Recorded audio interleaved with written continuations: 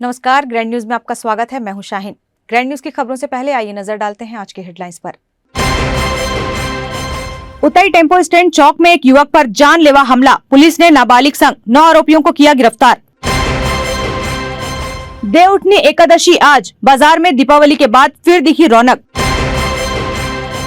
कांग्रेस और भाजपा के बीच माहौल गरमाया, इसी बीच सीएम भूपेश बघेल का बयान आया सामने। उतई मामले में पुलिस ने किया आरोपियों को गिरफ्तार, निकाला जुलूस, आम जनता से माफी मांगने कहा। ग्रैंड न्यूज में अब खबरें विस्तार से। उतई टेम्पो स्टैंड चौक पर दिन दहाड़े युवक पर जानलेवा हमला, पुलिस ने नाबालिग सहित 9 आरोपियों को किया गिरफ्तार। दुर्ग सीएसपी मणिशंकर चंद्रा ने बताया कि डिपरापारा मोची मोहल्ला निवासी गौतम कन्नौजिया चौक पर खड़ा था। उसी समय इंदिरा नगर निवासी बदमाश गणेश उड़िया, भूपेंद्र उड़िया, निक्कू और एक नाबालिग सहित 9 युवक औजार से लैस होकर चौक पर पहुंचे। बाइक से उतरे और गौतम कन्नौजिया को घेर लिया। उस पर पेचकस और चाकू से ताबड़तोड़ हमला कर सड़क पर गिरा दिया। इसके बाद गणेश उड़िया ने लोहे की रॉड से प्राणघातक हमला कर अधमरा कर दिया और सभी मौके से फरार हो गए। सूचना मिलते ही पुलिस ने तत्काल टीम गठित कर रातों रात नाबालिग समेत 9 आरोपियों को गिरफ्तार कर लिया। कार्रवाई कर न्यायिक रिमांड पर भेजा गया। सवाल उठता है कि बदमाशों को पुलिस तक का भय नहीं है, आखिर इतना साहस कहां से आ रहा है? खुलेआम चौराहे पर इस तरह आपराधिक घटना को अंजाम दे रहे हैं। दुर्ग टेम्पो चौक पर दिन दहाड़े हुई इस घटना से लोगों में दहशत फैल गई। आरोपी गौतम उड़िया का दुस्साहस इतना कि पूरे घटना का वीडियो भी बनवाया और वायरल किया। वायरल वीडियो में आरोपी बेखौफ बोल रहा है कि ये गुंडा बन रहा है, इसका वीडियो बनाओ। उस पर दनादन रॉड से प्रहार करते रहा। चौक पर लोगों के वाहनों के पहिए थम गए, लेकिन बीच बचाव करने के लिए कोई नहीं आया।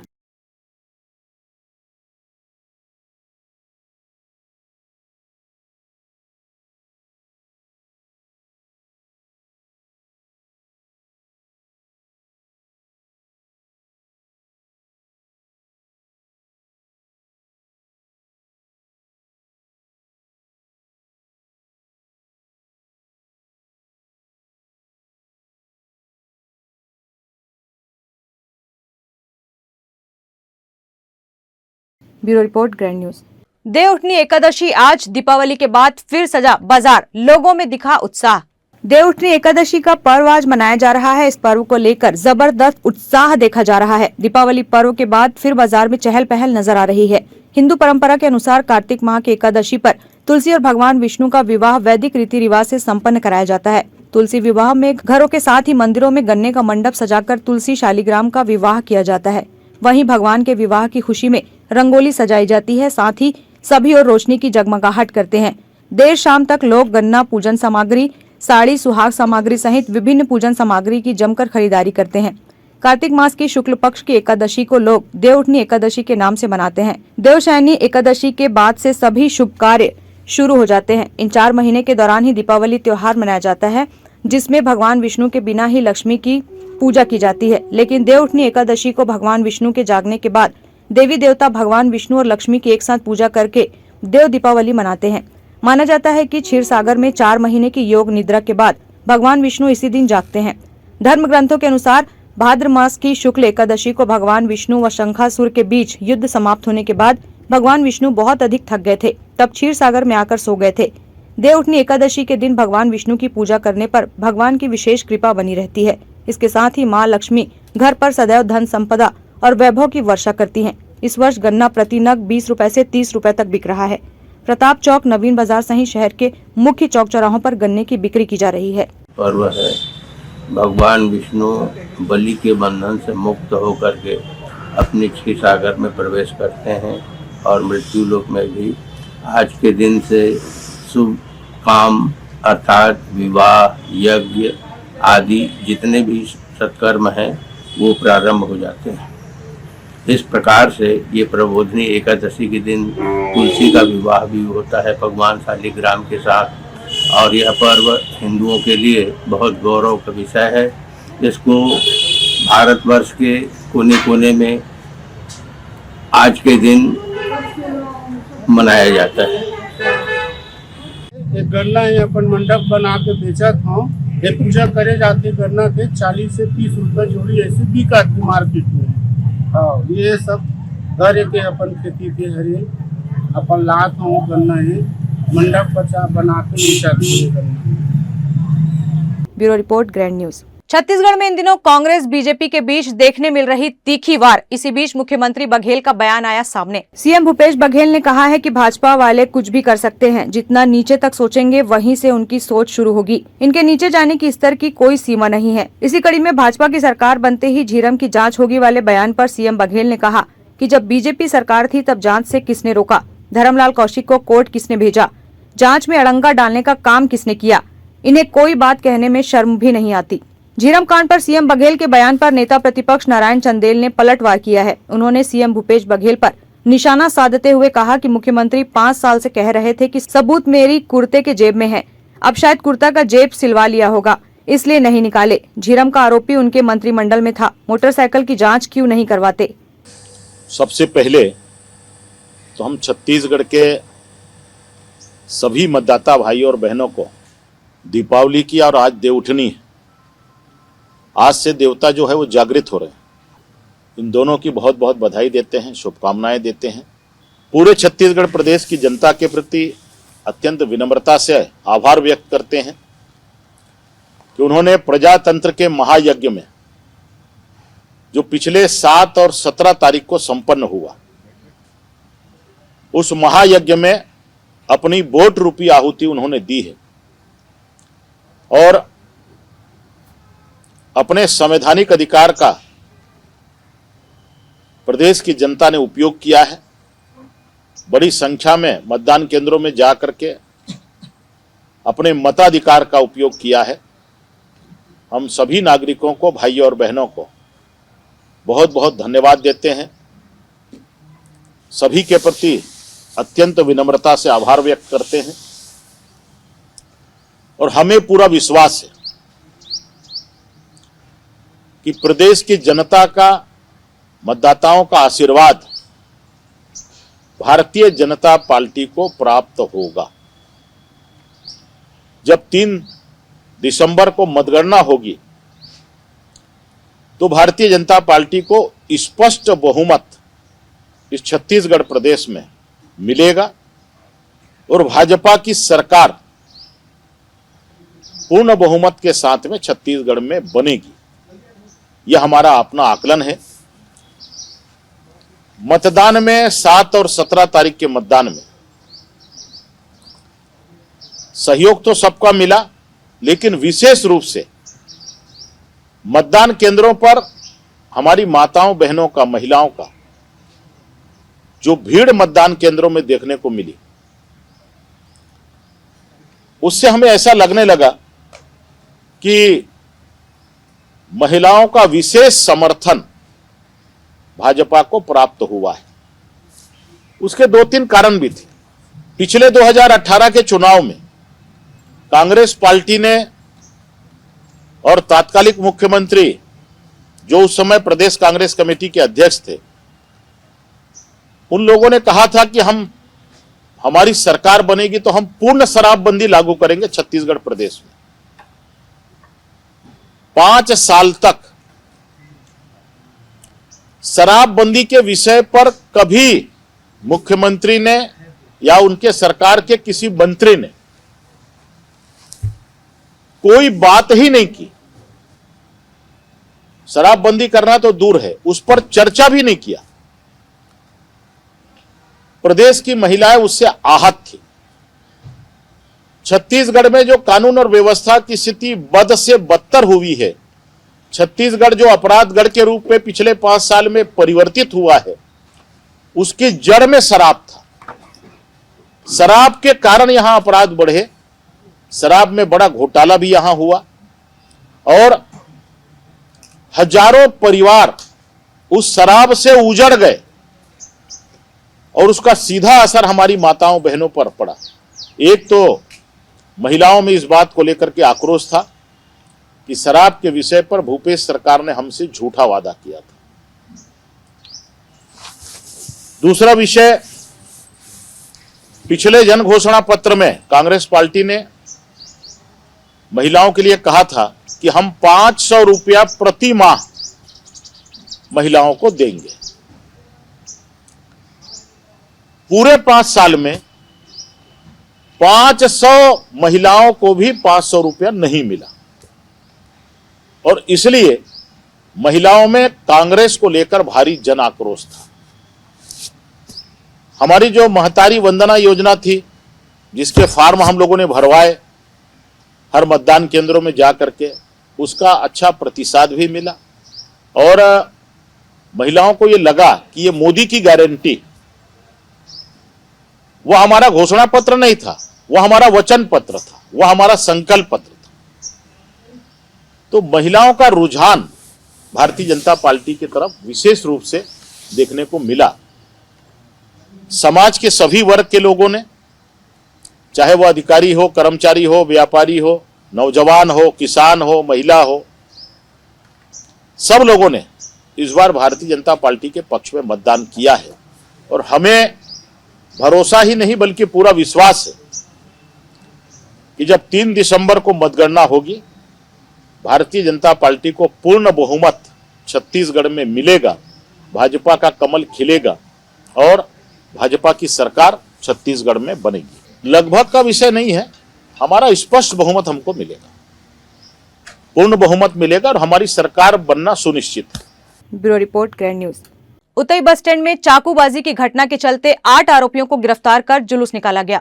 बीते दिनों दुर्ग के उतई बस स्टैंड में चाकूबाजी की घटना को अंजाम देने वाले 8 युवाओं को पुलिस ने गिरफ्तार किया है और सभी आरोपियों का जुलूस निकाला। आपको बता दें कि पुरानी रंजिश को लेकर बीते दिनों दुर्ग में 8 युवकों ने गौतम नाम के युवक के साथ चाकू व लोहे की रॉड से मारपीट की थी, जिसके बाद युवक गंभीर रूप से घायल हो गया था। पुलिस ने आरोपियों को गिरफ्तार कर लिया है और वर्तमान में युवक एक निजी अस्पताल में जिंदगी की जंग लड़ रहा है। दिन दहाड़े मारपीट की घटना और चाकूबाजी करने वाले आरोपियों में पुलिस का डर बना रहे, इसे लेकर पुलिस ने गुरुवार को आरोपियों का जुलूस निकाला। आम जनता के बीच आरोपियों को ले जाकर सभी से माफी मांगने को कहा। कुछ लड़कों के द्वारा एक मारपीट की घटना को अंजाम दिया गया था और आसपास समाज में दहशत फैलाने के लिए वीडियो वायरल किया गया था।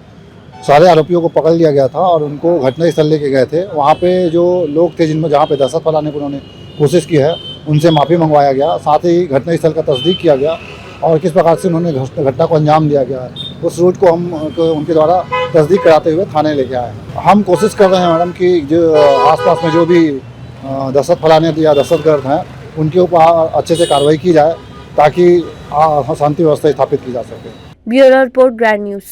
गोदरेज पशु आहार विभाग गुड एंड ग्रीन के तहत दीपावली मिलन समारोह का आयोजन कालीबाड़ी चौक हाउसिंग बोर्ड गुरुद्वारा में किया गया। गोदरेज पशु आहार विभाग गुड एवं ग्रीन के तहत दीपावली मिलन समारोह पशुपालक संगोष्ठी कार्यक्रम का आयोजन दिनांक 21/11/2023 को कालीबाड़ी चौक हाउसिंग बोर्ड जिला दुर्ग भिलाई में करवाया गया, जिसमें 200 से अधिक पशुपालक डेयरी व्यवसायी ने भाग लिया।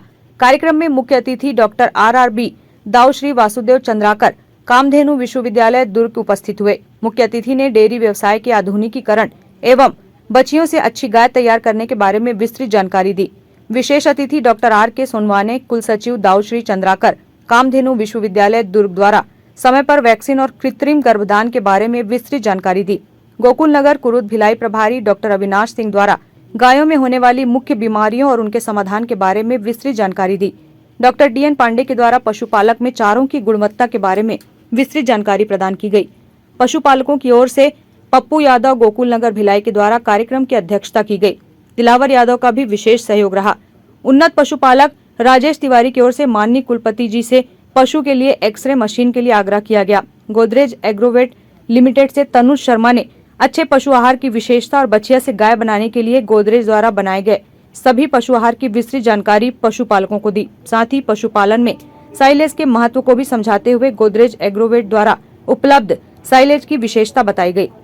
हमारे यहाँ पशुपालकों का गोकुल नगर से लेकर भिलाई के सभी पशुपालकों ने दीपावली मिलन समारोह मनाया, जिसमें हमारे कामधेनु विश्वविद्यालय के कुलपति जी ने शिरकत की। साथ में कुल सचिव जी सोनवाने सर भी आए थे और उनका बहुत हमारे साथ में सहयोग रहा और उनका ये कहना था कि आने वाले समय में हम पशुपालकों के साथ हमेशा हर परिस्थितियों में खड़े रहेंगे और उन्होंने हमारे को आश्वासन दिया कि हम आने वाले समय में आपके लिए एक मेले का बहुत बड़ा आयोजन करवाएंगे, जो हमेशा के लिए छत्तीसगढ़ के एक मिसाल बना रहेगा और हमेशा हमारा सहयोग रहेगा।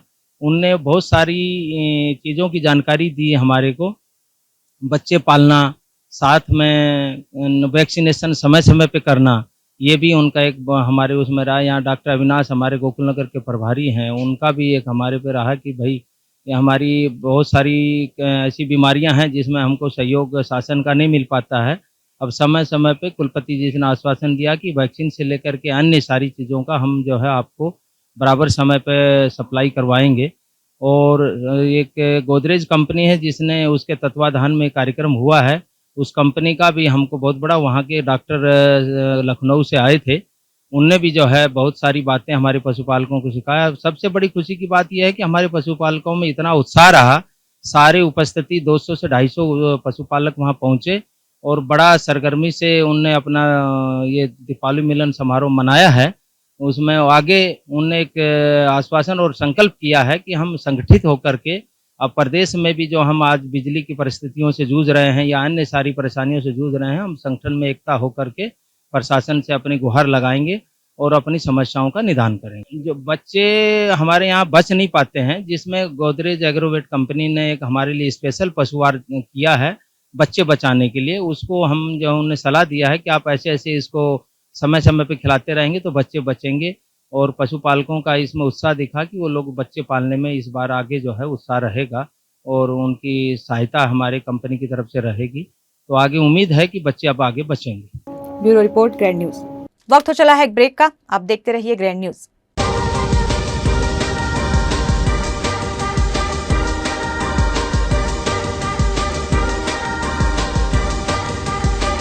In today's busy life, you cannot afford to take time out for everything to be perfect for your marriage. And you cannot compromise on quality of service for your guests. Our customized marriage packages are made just according to your wish. This presentation will acquaint you with the different luxury packed marriage packages available. This package has an elaborate menu with 60 mouth-watering items. Bharat Swagat including welcome drink, snacks and sweets. A breathtakingly decorated welcome gate and the arena decorated with flowers. To give you the best colors in view, we organize special light effects for all areas. We take care of decorating the groom's car to its best attire and exclusive DJ beats for extreme fun and valet parking to make your guests feel like an emperor. Our exclusive add-ons give you unlimited freedom to customize your ceremony to its best.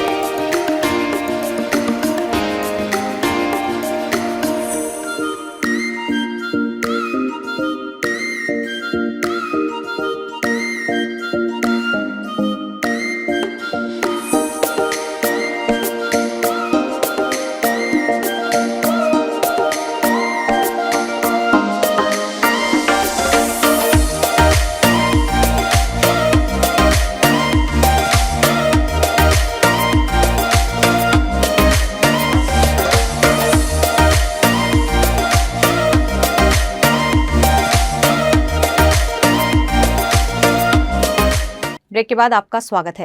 Rajnandgaon में 7वीं senior national wheelchair basketball प्रतियोगिता का आज किया गया शुभारंभ। राजनांदगांव में शहर के दिग्विजय स्टेडियम स्थित बास्केटबॉल इंडोर स्टेडियम में राष्ट्रीय व्हीलचेयर बास्केटबॉल प्रतियोगिता का आयोजन किया जा रहा है, जिसका शुभारंभ किया गया। इस राष्ट्रीय प्रतियोगिता में पहले 23 से 25 नवम्बर तक महिला खिलाड़ियों के बीच प्रतियोगिता का आयोजन किया गया, जिसके लिए महिलाओं की 6 टीम महाराष्ट्र, तमिलनाडु, उड़ीसा, कर्नाटक, केरल और मणिपुर से प्रतियोगिता में हिस्सा ले रही है। इस प्रतियोगिता में शामिल होने उड़ीसा से पहुंची खिलाड़ी रंजना नाहक का कहना है कि इस राष्ट्रीय प्रतियोगिता में शामिल होकर काफी खुशी हो रही है। जी, हम उड़ीसा से खेलने आए हैं और हमारी पूरी टीम यहाँ पे खेलने आई है। सो बहुत ही अच्छा लग रहा है यहाँ पर पार्टिसिपेट करने के लिए। हम चैम्पियनशिप के लिए आए हैं एंड वी विल, अगर ये चैम्पियनशिप हो जाएगा तो हम बिल्कुल नेशनल खेलेंगे, फिर इंटरनेशनल के लिए भी हम लोग प्रैक्टिस करेंगे। 2 चरणों में आयोजित इस प्रतियोगिता में पहले चरण में 23 से 25 नवंबर तक महिलाओं की प्रतियोगिता एवं 27 से 29 नवंबर तक पुरुषों की प्रतियोगिता का आयोजन किया जा रहा है। इस प्रतियोगिता में लगभग 120 महिला एवं 150 पुरुष खिलाड़ी शामिल हो रहे हैं। हाँ, मैं कैप्टन लुइस जॉर्ज हूँ, इंडियन नेवी रिटायर्ड और व्हीलचेयर बास्केटबॉल फेडरेशन से हूँ। और हमारे इधर छत्तीसगढ़ दिग्विजय स्टेडियम में राजनांदगांव 23 से 26 तक लेडीज़ का होगा। 23, 24, 25 लेडीज़ 26 को वापस चले जाएंगे। फिर 27, 28, 29 नवंबर को मेंस का चैंपियनशिप होगा, wheelchair national basketball championship. Senior national wheelchair basketball की इस प्रतियोगिता से भारतीय व्हीलचेयर बास्केटबॉल टीम का चयन भी किया जाएगा, जो बैंकॉक थाईलैंड में 9 से 21 जनवरी 2024 तक आयोजित एशिया ओशियाना जोन चैंपियनशिप में भाग लेगी। Bureau report, grand news. बाजार में लग चुकी है ऊनी वस्त्रों की दुकानें, लेकिन तापमान में अभी तक गिरावट नहीं। नवंबर दिसंबर का महीना आते ही ठंड की शुरुआत हो जाती है, जिसके तहत बाजारों में ऊनी स्वेटर की दुकानें भी सजने लगी है। दूर दराज से ऊनी वस्त्रों को लेकर मार्केट में पहुंचने वाले दुकानदारों ने दुकानें तो सजा ली है, लेकिन ग्राहकों की संख्या अभी कम है, क्योंकि ठंड की शुरुआत ठीक तरीके से नहीं हुई है। मौसम को लेकर जब दुकानदार से बातचीत की गई तो दुकानदार ने बताया कि कीमत को लेकर पिछले साल और इस साल में कोई अंतर देखने को नहीं मिला है, लेकिन ठंड की शुरुआत अभी नहीं हुई है, जिसके कारण ग्राहक अभी दुकानों में कम पहुंच रहे हैं। पिछले साल से तो काफ़ी अंतर देखने को मिल रहा है, 50% अंतर दिख रहा है इस बार। बाकी रेंज हमारा उतना ही रहे जो पिछले साल रहा था। बाकी क्वालिटी के ऊपर डिपेंड करता है। पिछले साल शुरू हो गई थी, बाकी इस साल नहीं है। तो 10% नहीं, रेट में तो कोई नहीं होगा, बाकी मौसम तो बढ़ेगा ठंडी का। Bureau report, grand news. Laparoscopic surgery क्या है, जानिए डॉक्टर संगीता सिन्हा के द्वारा पूरा प्रोसेस। नमस्कार, मैं doctor Sangeeta Sinha, director station Bhilai test baby centre. Laparoscopy अगर आपको बच्चे नहीं हुए और डॉक्टर ने आपको लैप्रोस्कोपी की सलाह दी है, इसका क्या मतलब होता है? लैप्रोस्कोपी और बच्चे नहीं होने में क्या रिलेशन है? क्योंकि बहुत बार अगर आपकी ट्यूब्स बंद है तो इस केस में लैप्रोस्कोपी बहुत ही कारगर होती है ट्यूब्स खोलने के लिए। कभी कभी बच्चेदानी के अंदर परत बन जाती है, सेप्टम होता है, वो भी हम लोग लैप्रोस्कोपी और हिस्ट्रोस्कोपी से निकाल सकते हैं, सेपरेट कर सकते हैं, उनको कट कर सकते हैं। आपकी बच्चेदानी में गांठ है, वो भी लैप्रोस्कोपी या हिस्ट्रोस्कोपी से रिमूव हो सकती है। तो लैप्रोस्कोपी और हिस्ट्रोस्कोपी बांझपन के लिए बहुत ही कारगर टूल है।